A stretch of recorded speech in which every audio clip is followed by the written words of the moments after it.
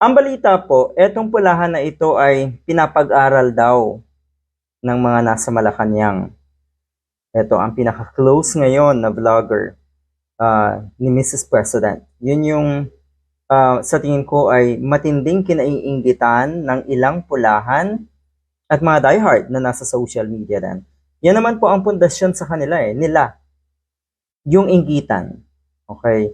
Na andyan sila sa social media para magpalakihan ng platform dahil alam nila na yung malaking platform nila ang kanilang magiging susi para lalong maging close sa mga politiko at baliwala sa kanila yung sila ay magpapagamit sa mga yan. Isa na nga po dito, etong si Thinking Pinoy. Marami na itong napagdaan ng kaso. Ewan natin kung ano yung pinaka-latest or pinaka-update sa mga kaso niya. Maraming nagsampa ng kaso dito at kung naiisip ko or kung naririnig ko yung salitang fake news, okay, sumasagi sa isip ko yung mga katulad nito. Nag-aaral daw ito ngayon sa UK. At yun nga, ang nagpapaaral daw ay yung nasa Malacanang. Yun. 'Di ba? Minsan kahit anong talino ng tao at alam mo na may dunong ka sa sarili mo, pero pag dumating na sa punto na naging sunod-sunuran ka at nagpapagamit ka, ibig sabihin, hindi mo kayang makipagsabayan sa laban ng buhay at yung dunong mo ay mukhang confined lang sa mga or sa sarili mo. Hindi siya kayang ipantapat sa dunong ng or sa dunong ng mga totoong may alam at matatalino, 'di ba? Eto, sunog na sunog siya ngayon sa isang netizen dahil dito sa kanyang post na to.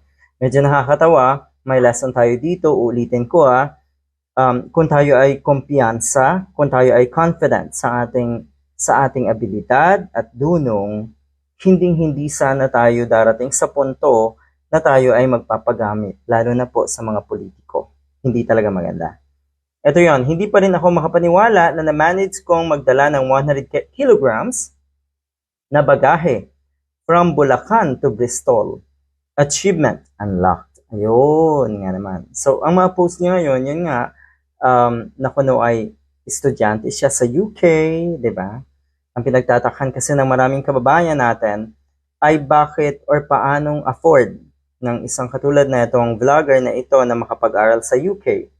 So talagang lumabas yung balita nga na nasa Malacanang ang kanyang sponsor. Anyway, ito yung pampara ng isang netizen. Mas hindi ako makapaniwala na you can sustain studying in the UK without needing to have a job. Dahil alam natin, napakamahal mag-aral sa mga universidad dyan sa United Kingdom. At karamihan siguro, or lahat ng mga Filipinos na nag-aaral dyan, ay siguradong may sinabi. Or kung wala man, sabihin na natin, ay nagsusumikap talaga. Yung ilan ay may mga trabaho habang sila ay nag-aaral para masustain nga yung kanilang expenses sa pag-aaral. Kaya talagang nakakapagtaka. O di ba sunog?